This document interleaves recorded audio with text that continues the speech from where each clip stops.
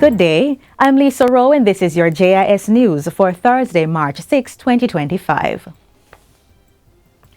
The Jamaican government says it is seeking clarification from the United States on its recent announcement of a visa restriction policy targeting officials from countries that are engaged in the Cuban labor export program.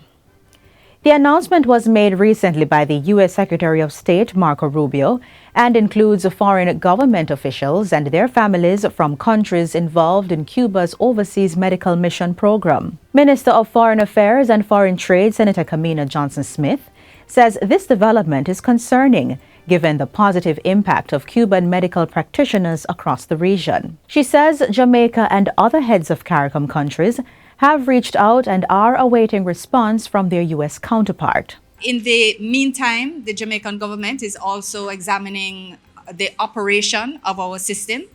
We have over 400 participants from the Cuban medical program at different levels: doctors, nurses, biomedical engineers, technicians. So their presence here is of importance to our healthcare system. Minister Johnson-Smith was speaking at Tuesday's post-cabinet press briefing. According to the Foreign Affairs Minister, a meeting will be held shortly with CARICOM Foreign Affairs ministers and more information from U.S. embassies across the region is anticipated at that time. Residents of the Dominican Republic can now travel to Jamaica for up to 180 days without a visa, be it for tourism or business. The visa waiver was announced by the Minister of Tourism, Edmund Bartlett, during a joint press briefing at the Jamaica Tourist Board head office on Monday and took effect on Tuesday, March 4. He says it symbolizes government's commitment to fostering stronger regional bonds and creating new opportunities for tourism growth across the Caribbean. He adds that this development is also a step towards achieving multi-destination tourism, which has been a target for Jamaica over the last 5 years. Minister Bartlett points out that Jamaica has so far signed memoranda of understanding with the Dominican Republic, Cuba, Mexico, and Panama, and are in talks with Colombia to this end. Meanwhile, the DOMREP's ambassador to Jamaica, Angie Martinez, says this historic move is a circle of reciprocity as the Dominican Republic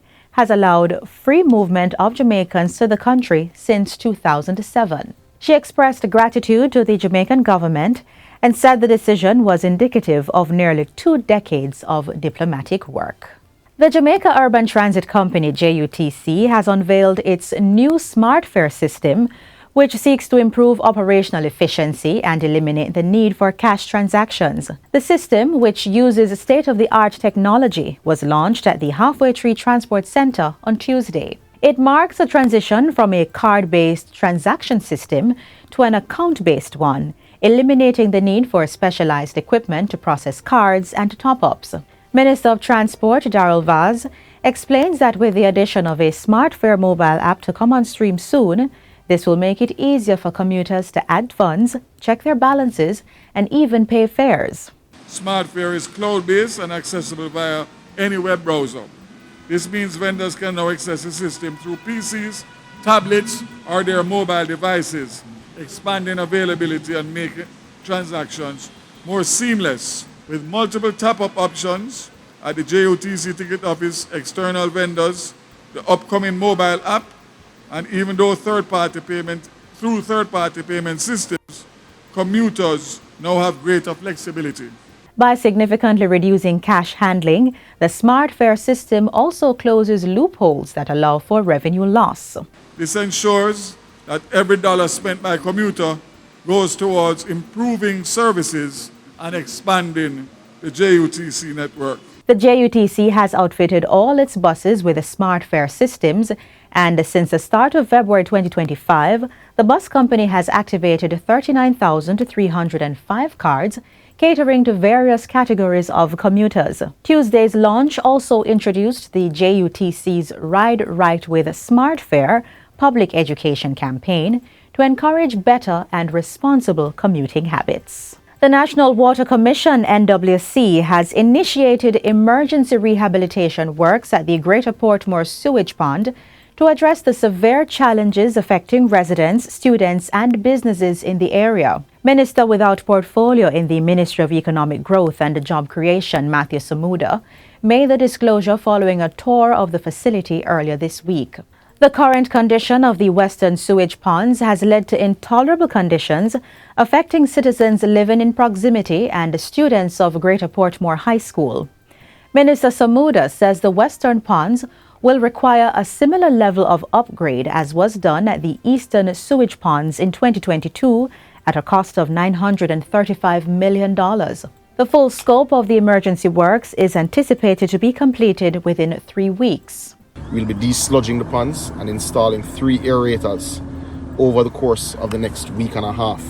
We believe this will bring significant relief to residents, and we'll be working very closely with the school administration and of course citizens to ensure that the work is done and done at a level that gives them the reprieve. He adds that strict access control measures will be implemented to prevent waste deposits and prevent similar disruptions during school hours.